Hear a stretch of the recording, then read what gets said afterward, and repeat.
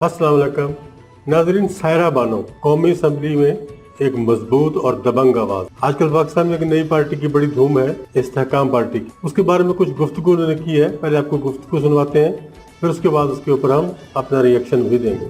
सायरा बानो साहिबा, एक तो मुझे बताएं कि पॉलिटिक्स के डायनामिक्स क्या होते हैं। हम तो आप लोगों को समझने की कोशिश करते रहते हैं, उसके बाद आप लोगों का जो कंडक्ट, आपका रवैया, आपके फैसले, आपकी परफॉर्मेंस, आपकी गवर्नेंस, उसके ऊपर कमेंट्री करते रहते हैं। तो आप ही की ज़ुबान से और आप ही की सोच से हम समझना चाहेंगे कि पॉलिटिक्स एक्चुअली होती क्या है। और देखिए, मिसाल के तौर पे, मैं तो पॉलिटिशियन नहीं हूँ, लेकिन मुझे लगता है अगर मुझसे कोई पूछे, मिसाल के तौर पे अगर कोई यूनिवर्सिटी मुझे बुलाए कि आप पॉलिटिक्स के ऊपर जो भी आपकी सोच है, तजर्बा है, उसके ऊपर आप बच्चों को एक लेक्चर दें, तो मैं तो शायद वहाँ पे ये बोलूँगा कि ये पैगम्बराना शेवा है, और जिसमें आप जो इबादत का दर्जा इख्तियार कर सकते हैं, अगर आप सिद्क़ के दिल से करें, नेक नियति से करें, खलूस से करें और लोगों की खिदमत करने के लिए करें।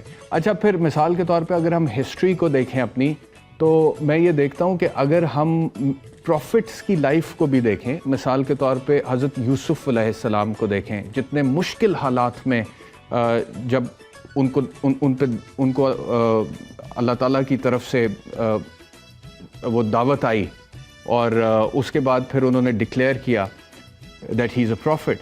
तो हज़रत मूसा अलैहिस्सलाम को देख लें, और हमारे अपने नबी हज़रत मोहम्मद सल्लल्लाहु अलैहि वसल्लम को देख लें, तो they were all excellent, extraordinary administrators. अब खैर, सर्टनली हम लोग तो उस लेवल पे नहीं पहुंच सकते, हम सारे तो गुनहगार लोग हैं, गलतियों से बिल्कुल भी पाक नहीं है, हमारे तो मसाइल ही और हैं।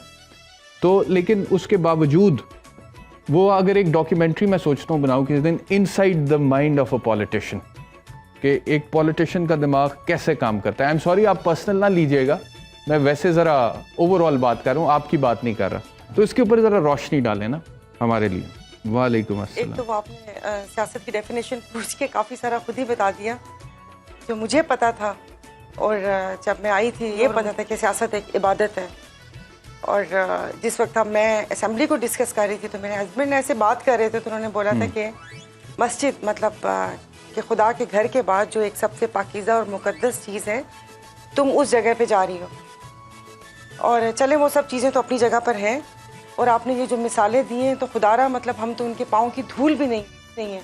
मतलब मिसालें क्या, इन जो लोग असेंबलीज में बैठे हुए, इनको देखने के बाद ऐसा सोचना भी मैं गुनाह समझती हूँ।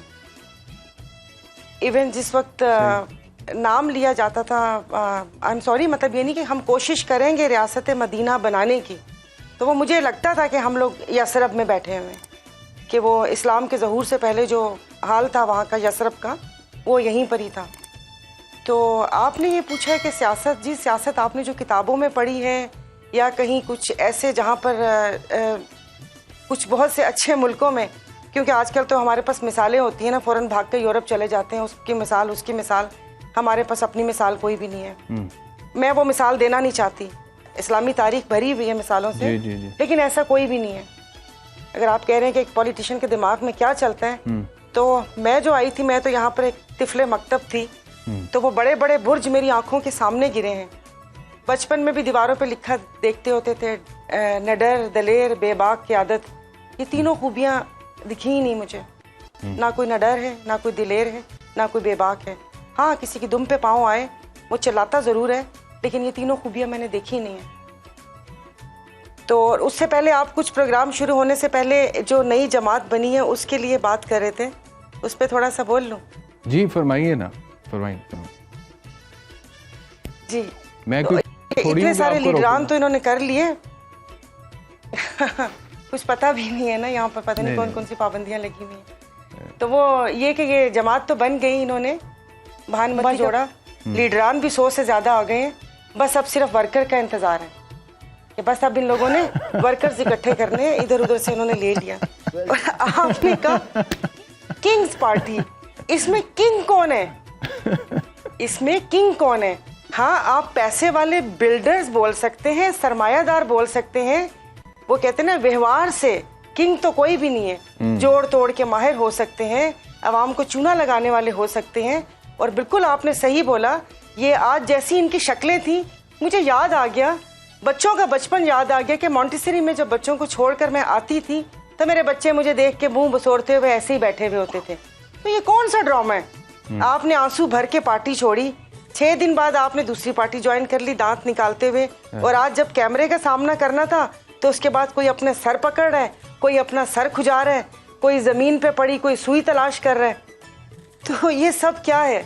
اور جیسے آپ نے بولا کہ بس 75 سالوں سے تو تجربہ گاہ بنایا ہوا ہے, تجربے وہ چل رہے ہیں. آج میں نے ایک ٹویٹ کی ہے ان کی شکلیں دیکھ کے کہ وہ جیسے ہوتا ہے نا جلدی جلدی میں کچی پکی ہانڈی بناتے ہیں جس کا پانی الگ ہوتا ہے, ٹماٹر پیاز الگ, شوربہ تیر رہا ہوتا ہے, اس قسم کا کوئی ملغوبہ سامنے رکھ دیا ہے. ارے بھائی جو کھانا ہے وہ پہلے آنکھیں کھاتی ہیں پھر اس کے بعد میدا کھاتا ہے.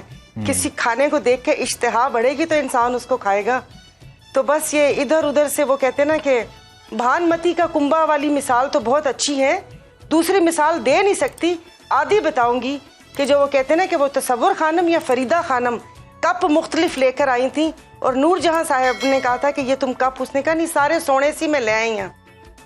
انہیں کہا سونے تھے ہیں پر آگے کا سینسر ہے.